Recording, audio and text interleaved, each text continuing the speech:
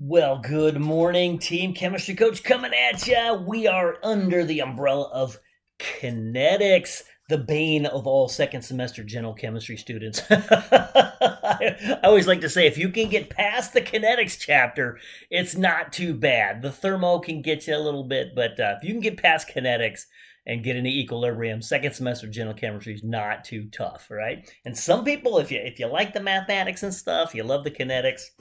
If you don't, you'll get through it, right? But kinetics is hugely important, right? So if you saw the intro to kinetics, right, it's reaction rates, speeds, how fast they happen, right? Reaction occurs. Hey, great. That's good to know thermodynamically whether a reaction is going to occur or not. But how fast? If it takes 300,000 years, that's not a good business choice, right? Now, kinetics, the way I approach kinetics, you may have already seen some of the videos on integrated rate equations and rate laws and whatnot that mathematically look at experimental determinations of how fast reactions occur, right? We can measure that in the laboratory, and we can create equations and rate laws from that, right? And you may or may not have seen those videos already. That's okay, because it's a two-pronged approach to kinetics, just like gas laws. If you remember back in first semester of general chemistry, with gas laws, there's two ways you could approach that, right? Sometimes I'll approach it where I'll say, hey, here's what was measured in lab. We talk about Avogadro's law, Boyle's law, Charles' law, all that fun stuff, and say, here's the equations. No explanation of them. It just shows the relation between the variables. And then later, we talk about kinetic molecular theory, or KMT, which looks at how gas particles, move and collide and whatnot, and what happens on an atomic or molecular level. And then you can look at a qualitative or theoretical way of looking at what is pressure and how do these gas laws develop, right? And you can either teach kinetic molecular theory first, look at things qualitatively from a molecular viewpoint, and then do the gas laws, and you can see the correspondence. Oh, that's why that gas law is the way it is. Or you can do the gas laws and then explain them later with KMT. Same thing's true with kinetics, right? Different teachers have different approaches, and depending on how I'm cruising along in my lectures, I may do it one way or the other. But in kinetics, we do the same thing. We can go into a lab, measure reaction rates, get rate laws, all this kind of fun stuff. And again, if you've seen those videos already, you know how to do that. Look at the integrated rate equations, but it doesn't explain why, right? It just, this is the equation that relates the speed of this reaction. But when we explain, kind of like, the gas laws, and then kinetic molecular theory explaining the gas laws is going to be equivalent to collision theory. That's what we're going to talk about today. And sometimes when I teach kinetics, I start with collision theory, look at on a molecular point of view, right? It uses a theoretical molecular point of view to explain why those equations are the way they are, or why reaction rates are dependent on things like temperature, collision frequency, et cetera, et cetera, et cetera. So what are the factors, the underlying factors that determine how fast a reaction or slower reaction will occur, and how can we influence and manipulate reaction rates? Ooh, that's good to know if you're out in the real world, right? So typically with kinetics, I'll do the rate laws and integrated rate equations first, and then we look at kind of a molecular point of view that kind of goes, oh, I understand why those equations are the way they are. All right, so however you want to watch the videos, go for it. Doesn't matter to me. But that's what collision theory is going to be. It's like the cousin of kinetic molecular theory. And there's some overlap. You're going to see, if you go back and review kinetic molecular theory from first semester of general chemistry, you'll see some overlap with what we do. And that's why I put similar to KMT. Again, that's kinetic molecular theory for gases. So again, if you haven't seen the videos on rate laws and integrated rate equations, that's okay. You don't have to have seen those to be able to understand collision theory. Let's look at the details, and we're going to be looking at answering this question. What does it take for a reaction to occur? That's what we're going to be looking at, right? And one of the hints is in the name. So if you want to pause this and just maybe sketch out, brainstorm with yourself, what experimental parameters, right? Or, you can think of it theoretically, would be required to overcome or to happen in order for a reaction to actually occur. Think about your reactants. Think about it from a molecular point of view. What has to happen for a reaction to actually occur? Let's do that on the next board. All right, put your thinker cap on. Are you ready? Don't make this too complicated. All right, so hopefully you got the first one, the most obvious one. Look at the name of the theory, collision theory. Some people call it the collision model, the collision theory. So let's say I've got carbon monoxide, right? Carbon being black, oxygen being red, and the holes would be lone pairs. And this would be diatomic oxygen, right? So they're in the gas phase, they're rotating. I can't do the vibrations. They'd be vibrating, rotating, and moving translationally, right? Whee! Moving all over the place. So if we want a chemical reaction to happen, right? So we want to, boom, have to say maybe get carbon dioxide and monatomic oxygen. Is this going to work? Whoop, right? So they're rotating. Nope, they missed each other. Rotating. Nope, they missed each other. Nope, they missed each other. They have to collide first. Right? Hopefully that makes sense. We need a collision to occur.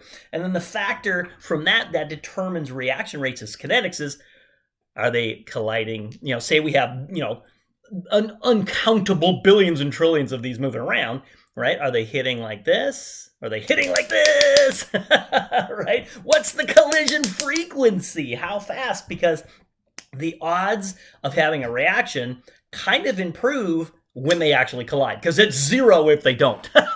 There's no way we're going to get a reaction if they don't collide. So if they collide, does it make sense that each collision gives you a chance of a reaction to occur, right? So the more often they collide, the greater the probability or chance that a reaction is going to occur, right? Oh, there we go. So that shouldn't be too bad. So a collision must occur. Yay! Easy to get the name of this theory from that one, right? And so the rate at which collisions occur, right, or collision frequency, we can call it rate speed of collisions. Let's call that the collision frequency. And different books use different things, right? Most of the time I'll see this as capital Z sub naught, Z naught, right? And if you think about molecules, I mean, our pathetic human eyeballs can't see individual molecules. If you could, you'd probably go insane for one, right? But those collisions at just to say room temperature, right? Just room temperature. How often are gas phase molecules colliding, like nitrogen molecules and oxygen molecules, just in the air around you? It's an insanely huge number. We're talking on the order of 10 to the 30th range collisions per second at room temperature. Oh, what's up with that, right? So we could say at room temperature, Z naught, we'd say is, in the ballpark of 10 to the 30th collisions per second. Holy moly, that is a lot. They're moving fast, they're colliding often. So just from this point of view, you could probably make the assumption that reactions are going to happen pretty fast, like boom, instantly, right? If there's that many collisions, if every collision resulted in a reaction, they would pretty much all happen instantly. That's not what we see in nature, is it? Oh, right?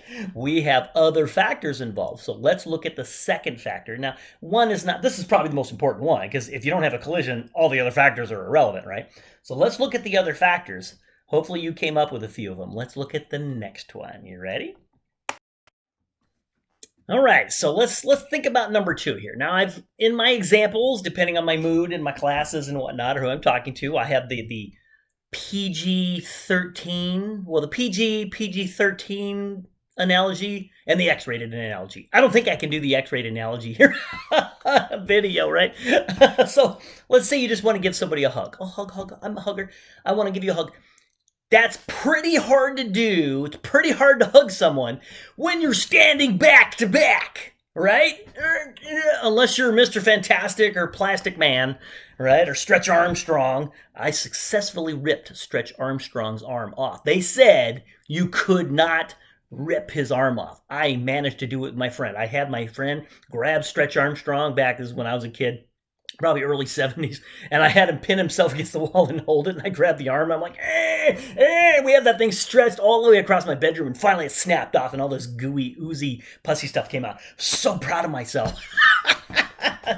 And maybe that's why I never got too many toys as a kid. But anyway, that I digress. That was a lot of fun. But would you agree we have to collide to have a hug together, right? But that's if we hit back to back, that's impossible to embrace in a hug, right? You have to be, tummy to tummy, right, for it to work, or maybe a side hug or something like that, right? However you like your hugs, but back to back ain't gonna work. Makes sense? So every collision cannot result in a proper hug. So just like molecules, every collision is not going to necessarily be in the correct orientation. We call it molecular orientation, right? So these molecules have to orient the right way. So if we've got O2, diatomic oxygen, carbon monoxide, and we want to form CO2 and oxygen, monatomic oxygen, right? If they collide this way, boom, it's not going to happen, right? With the oxygens colliding, boom, that won't happen. If it collides this way, boom, it won't happen. But as they're tumbling in three-dimensional space, if they happen to collide like so, boom, the carbon hits the oxygen from the O2, then it can possibly react. Doesn't mean it's going to react. There's another factor. But would you agree that molecules have to collide, and they have to collide in the correct orientation? Yes. Okay. Makes sense? All right, so I'm going to pause it. Go ahead and write that down. Molecular orientation must be correct. I'm going to write some stuff down. I'll do a pictorial view of this, right? Because that's kind of hard to draw when I do. And we'll fill the board up, talk about molecular orientation, and then we'll do another board with number 3. Hold on. Okay, so here's the pictorial view of the carbon monoxide diatomic oxygen we're talking about. So 2 possible options, right? So let's say as it's rotating when they collide, the oxygen atom from the CO hits the oxygen on the O2. Turns out, not going to happen. If everything else could be perfect, not going to happen. Wrong molecular orientation, right? Back-to-back hug, not going to work, right? But if it's oriented this way, where the carbon atom here strikes the O2, boom, right? Bam, like that. We'll find out in the next one, we're going to be breaking some bonds. We got to break some bonds, boom, reform some bonds. We get carbon dioxide and monatomic oxygen. Doesn't mean just because it collides in the right orientation doesn't mean it's going to react 100%. There's another factor involved. That's number 3. Hopefully you can think of that. I gave you a little hint with the bonds. Shh, don't tell anybody, right? But it means we have a possible reaction. No way it's going to happen here with that collision, but it has to hit that way to do it. So we're going to use a term for this. We have Z0 for collision frequency. The more often it hits, would you agree that the more often we're hitting, the higher the chance of them hitting in the right orientation, right? So collision frequency is a huge factor in reaction rates. We're going to let little p be called the probability of a correct orientation. Think of that as the percentage or the fraction of collisions that actually have the correct orientation we do. This is a minusculely small number, right? A very, very small p-values. All right? So turns out a lot because that collision frequency is so high and this probability for correct orientation is so low, reaction rates slow down an awful lot. All right, we'll talk about ways we can mess with this later. All right, let's look at number 3, the last one, the last requirement for a successful reaction to occur. See if you can think about it on your own. Did you get the last one here? I'm figuring you did. I mentioned bonds, right? So does it make sense, right? We've got, in this case, a double bond between the oxygen atoms and diatomic oxygen, double bond between the carbon and oxygen and carbon monoxide. We have to break this bond in order for the carbon, right, to come over and form CO2. We have to break bonds in order to rearrange the atoms and form new bonds. It requires energy to break bonds, right? That's a key thing. The key reactant bonds, you're not going to break all bonds. And we talked about this theoretically in first semester general chemistry when we use bond energies to calculate heats of reaction. We just theoretically said, hey, let's just break every single reactant bond, draw Lewis structures, calculate the energy to break every single reactant bond, and form every single product bond. Okay, that's an simplification of reality, right? And they gave us estimates of heats of reactions, but in reality, not every reactant bond is going to break, right? Only the key ones are necessary, but that still requires energy, especially if you got double or triple bonds, right? So hopefully that makes sense to you. In order for that to happen, when they collide, you've got kinetic energy of our reactant molecules. Think about what determines that kinetic energy. Ooh, right? So not only do they have to collide, boom, not only do they have to collide with the right orientation, they have to collide with the minimum amount of energy to break the key reactant bond. So there's a minimum energy barrier for a reaction to occur. So they can collide with the right energy, but if they're moving too slow, it's like two cars coming into a head-on collision and they're like moving 1 mile an hour. Boink. But if they're moving 70 miles an hour, crunch, accordion time. Right? I don't know if you've been in an accident head-on going that speed. Whoa, I've been in little tiny fender benders. I've been very fortunate, knocking on wood. I haven't been in a major collision like that. That would scare the doo-doo out of me. Right? The amount of energy transfer is just, whoo. All right, too much physics for me. Let's define activation energy, capital E, little a, right? The energy to activate a reaction. So that would be the minimum energy barrier or requirement for a reaction to occur so that the key reactant bonds could break. And then we can rearrange the atoms if they're in the right orientation, of course, and form the key product bonds. Activation energy. So number 3, having defined that now, the collision energy or collisional energy, or you could say kinetic energy of the reactants, but let's just say the collisional energy must be greater than or equal to the activation energy for that particular reaction. So we're going to spend some time looking at activation energy, look at it graphically. We're going to talk a little bit about how to manipulate activation energies as well, right? But remember the 3 requirements: collision must occur with the right orientation, and collision energy. Right? The energy of that collision must be great enough to overcome the activation energy of that particular reaction. There you go. Now let's look at factors where we could actually affect. How could we influence reaction rates? Knowing these 3 things, right? Collisions, right? Via collision frequency, molecular orientation, little p, and then the collision energy must be greater than or equal to activation energy. How can we manipulate these factors in lab? What parameters, what experimental conditions could we control that could make reactions go faster or slower? Ooh, brainstorming time. All right, let's look at a quick flip. I told you this overlaps with kinetic molecular theory a little bit. So does this plot look familiar to you? Kind of looks like the kinetic molecular theory curves of gas kinetic energies, gas speeds. Remember when gas particles at some temperature are smacking into each other, they can transfer kinetic energy, and you get kind of a bell curve-ish look. Not quite, it strays higher to the higher energy side. But let's take a look at this. Let's plot the kinetic energy versus, in this case, the fraction of those reactant species that have a specific kinetic energy, right? So, we've got the peak here, we've got the averages and whatnot, and it kind of tails off. But you get this distribution, sort of like a bell curve distribution. This would be for some specific temperature, right? Temperatures can, remember higher temperatures, this kind of lowers out, pushes over to that side. No big deal here. But what I want to do is say, hey, let's take a look at this in terms of activation energy. Let's say we have some specific reaction with a specific activation energy. Let's say that activation energy is right here. Let's draw a line down. Boom. Right? That's the minimum energy required of these reactant species to break the key reactant bonds, form the product bonds, and actually occur, assuming it had the right orientation and they actually collided, right? Well, let's take a look at this. Let's fill, now obviously this will drop down. Let's fill this space in here. Would you agree that this would be, this area I filled in, that would be the number of actual reactant species or fraction of reactant species that have a collisional energy, represented by the kinetic energy, equal to or greater than the activation energy? It's not a lot. Anything in here, when they collide, even if they collide with right orientation, boop, not enough energy to break those key reactant bonds. Not going to happen.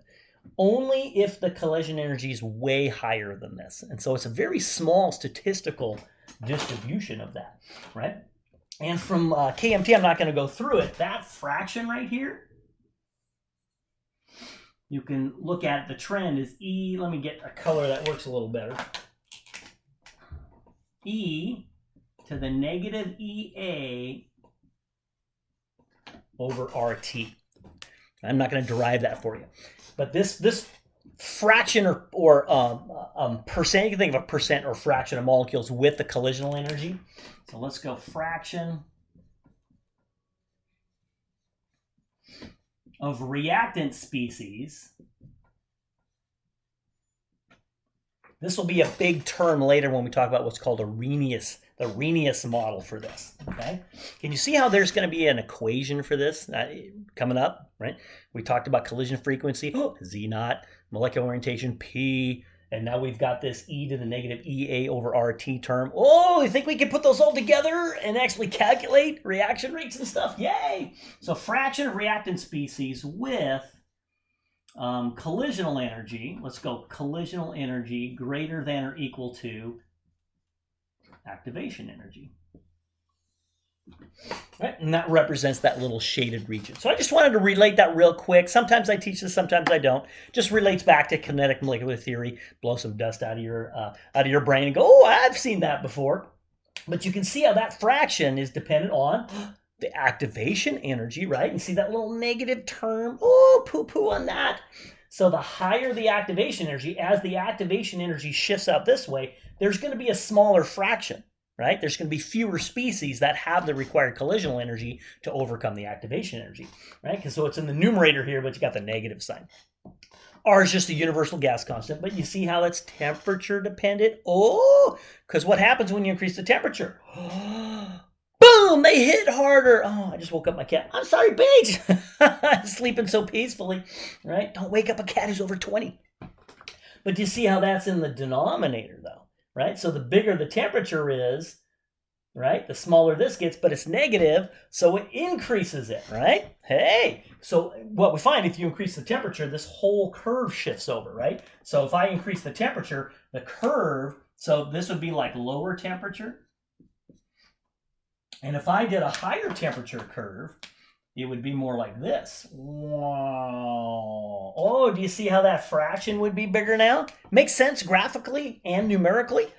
Hey! All right, so let's go brainstorm and find out ways. We'll do another video just on that, right? We're going to put together, we can thank Arrhenius for this. We're going to look at the temperature dependency as far as a chemical equation. Not a chemical equation, a mathematical equation for this with the Arrhenius equation. That'll come up later. Some of you are chomping at the bits for that. But what I want to do is just finish this video and just qualitatively look at what experimental parameters could we manipulate to change reaction rates. Just gave you a few huge things, right? Very temperature dependent. Can we manipulate the activation energy, all that fun stuff? So what I want to look at real quick, you've probably seen these in thermodynamics or thermal chemistry, some reaction profiles where we show, we show this with heats of reaction for endothermic and exothermic reactions, but I want to show you where the activation energy comes into play. So let's draw a couple more graphs here before we start brainstorming. These look familiar to you. I decided to squish it all on one board. We'll do an exothermic reaction and endothermic reaction side by side, right?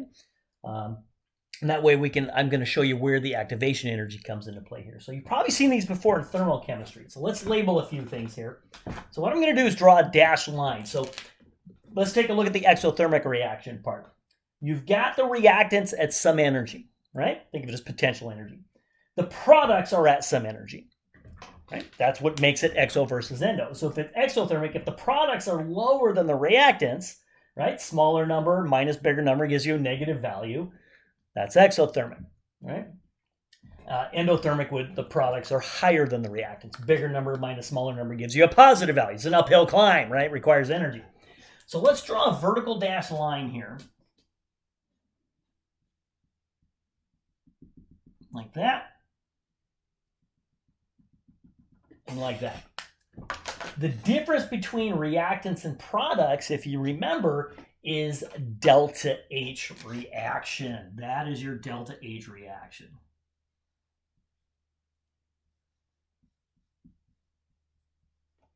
Remember that? So that's probably what you learned in thermochemistry. We can do the same thing for the endothermic reaction. Right? Let's take the reactants. This is a little easier here. And this difference here is your heat of reaction. And in this case, right, it's lower, so this will be negative. This will be positive, right? So positive delta H, endothermic, negative delta H, exothermic. Okay, there's the thermal part of it. Where does the activation energy come into play? Remember, if we're starting here and we're going to end there, it looks like a downhill climb, but remember, we've got to overcome breaking some bond energies, that activation energy. So the uphill climb, right? Like grew up in Minnesota, rolling a snowball, you roll it up a hill. It's hard to get to the. Once you're to the top of the hill, woo, that snowball goes down. Take out some kids on the way. Woo, it's great. All right. So this is your activation energy from here to there. That's E sub A. We'll call that forward. Right, so going in the forward direction, you got to get over that. So they collide, boom, not enough energy, back down they go. But if they have enough collision energy, boom, bang. And that's going to be a special, we're going to do a separate video called the transition state theory right there.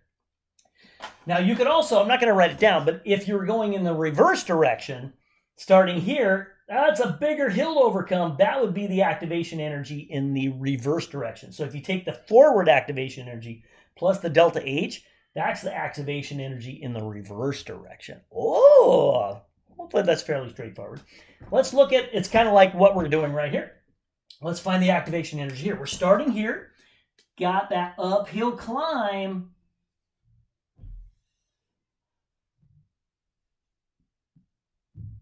That's your activation energy in the forward direction. Overlap my words there a little bit. Okay, so these are called reaction profiles. So this is the reaction progress, right? Just occurring as time goes by. This is where they start in energy. Boom, collision occurs. If they got enough, right orientation, collision occurs with enough energy. Boom, end up at the products. In this case, that energy would be released as heat. It would feel hot to your fingers. Here, boom, off it goes. It's absorbing energy from its surroundings. That would feel cold to your fingers. All right, let's list out some parameters in lab. We could manipulate this, right? Could we make that hill smaller? Could we make them hit harder? Could we make them hit more often? Could we manipulate the molecular orientation? Oh, there's so many different factors involved. Let's see what we can do. All right, I just threw a few ideas up on the board. Normally, if I'm in class, I do a little, play with my students and say, hey, throw some ideas. Let's say we're at a business, I'm your boss or whatever, and we're having a Monday morning brain session saying, hey, we're selling this product. This is the reactant that creates this product. We want this reaction rate to go faster. How could we do this? Boom, throw me some ideas, right? So obviously 3 things determine it, right? Collisions, orientation, and collision energy greater than or equal to activation energy. So now that we understand those 3 things, well, if we can increase the collision frequency, if they collide more often, assumption is a collision's occurring. So if they collide more often, there's a greater likelihood they have the right orientation and the right energy, correct? So let's focus on that one first. How could we increase the collision rate? How many times they collide per second? Well, most obvious one to me, crank up the temperature. You increase the kinetic energy, boop, boop, boop, boop, boop, boop. They're moving faster, they're going to collide more often, right? Dramatically increases the collision frequency. So higher temperature should make the reaction go faster, right?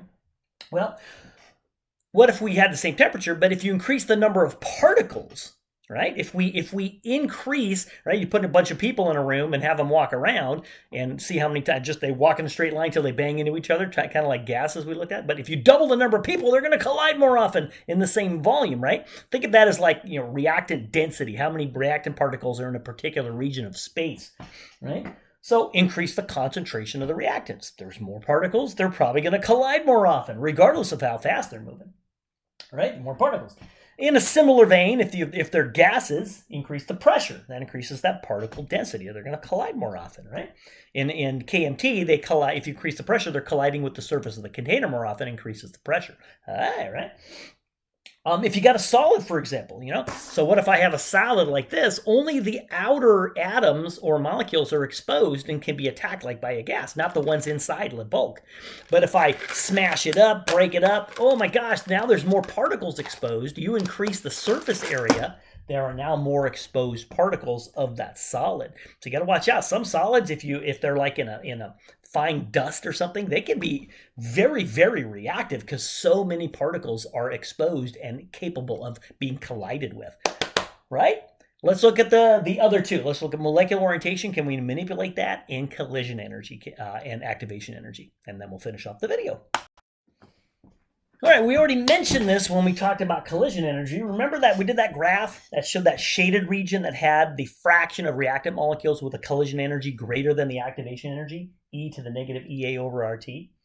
See that little temperature term in there? So if we increase the temperature, right, we're increasing the collision energy, which means a larger fraction of reactant species will have an energy greater than or equal to the activation energy, right? So higher temperature, more kinetic energy not only makes them collide more often, they collide with a higher collision energy. So increasing temperature is a double-edged sword there. They collide harder, more collision energy, and more often. Hey, increasing temperature is a great option there. Or if you want to slow it down, decrease the temperature, put it in the fridge. Oh, slows down the spoiling of milk and things like that. You ever take a chug of milk that was spoiled? That little chug, and then the chugs, you feel the chunks going down your throat. Oh man, I remember when I was a bachelor, you don't need cups, right? So I just grab it, and you're about 4 or 5 gulps into it, and you feel the chunks of milk, and you're like, it's so nasty. So again, the larger fraction have a collision energy greater than or equal to the activation energy. You can see it mathematically right there. Now let's look at the last thing that's going to affect reaction rates. Right there. Can we manipulate the activation energy? Yes, we can. Let's do it. Last but not least, let's lower if you want to increase a reaction rate, lower the activation energy. It's like a speed bump, right? You can either go faster to get over the speed bump or get a sledgehammer and smash the speed bump away, right? We can influence that, or you could increase it if you want to slow it down. But how do we do that? I'm sure you've heard of the infamous catalyst, especially if you're in biology, enzymes and things like that, right? A lot of reactions wouldn't occur without the proper enzyme. But in general chemistry, a lot of times we'll add a metal to it, like the catalyst in your car. You have this platinum, and it's like a honeycomb in there with some platinum in there, and the gases can stick to the metal. Instead of reacting in the gas phase, they stick to the metal surfaces. So boink, boink, and it allows a completely different reaction process or pathway to occur with a lower activation energy. So you're kind of manipulating the molecules a little bit, right? Maybe possibly even thinking about altering the molecular orientations, sticking them on a solid surface, pinning the molecular orientations so they're more favorable. Oh, lower activation energy.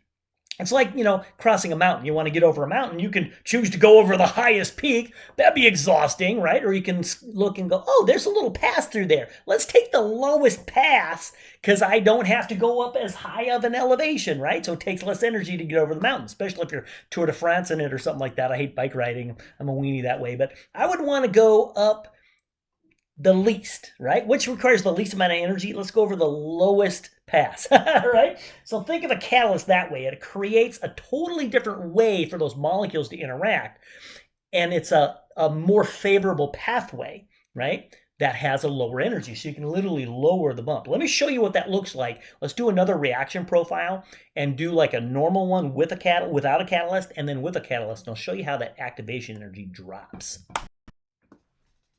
Here we go, new reaction profile. So you got the reaction progress here, energy here, reactants here, products there. This is going to be an exothermic one because the products are lower than the reactants, right? Remember that activation energy? So boom, difference between reactants and products, heat of reaction. Peak here to where you started, that's the hill you have to overcome. That's your activation energy. So let's assume that's no catalyst. But now, let's do it in blue. Let's say we add a catalyst. Totally different reaction pathway, right? Let's take the lowest pass over the mountain. So you start with the same energy as the reactants, but let's say it goes like this. Now you got a lower hill. Let's do that in green. So now we have an activation energy with a catalyst that can be dramatically lower and allow reactions to occur at a much faster rate than otherwise. Huge money in industry, right? Trying to get the reaction to go at a faster rate so you can create more product and sell more product, right? And if you can get a pretty cheap, a catalyst, like platinum's not super cheap. So imagine you could replace platinum in the catalyst for your car with a really cheap metal like aluminum. If it worked, it would save a ton of money on every vehicle ever. I mean, wow, it would be crazy. And one neat thing I want to talk about here at the end to finish this off, the amazing thing about catalysts, I'm not going to go in great detail on them, is it's like a matchmaker. Oh, that friend likes this friend, and they both know me, right? So, but they're too afraid to talk to each other. So I kind of get them together, and then they get together, and boom, and I'm still me. All I did is get them together, and I'm still me. I can now matchmake more people, right? I can do as many as I want. Technically, that's what a catalyst can do, right? A catalyst, like that metal surface, the gases go on there, react, desorb off, the metal's still there. So it can theoretically go forever, right? So catalysts are not used up. So catalysts are not used up in a reaction. In a perfect world, right? Now, obviously, like with fuels and things, they can be poisoned. You can get things like lead, like the old leaded fuels. When I was a kid, you could get leaded or unleaded. That lead could poison the catalyst, cover up the surface, and now the gases couldn't absorb to it, and it ruins the catalyst. That's a big reason we went to unleaded fuels. Right? It was a good environmental thing too, but it was poisoning the catalyst. Okay. So technically, they can last forever unless they get clogged up or poisoned or something like that. We're going to do catalysts a little bit more when we look at a whole different reaction mechanisms and things like that. We're going to look at how a catalyst affects that. So, but hey, this is enough here. You can increase or decrease collision frequencies, increase or decrease activation energies. You could alter temperatures, all those fun things. All right. Collision theory. You guys are awesome.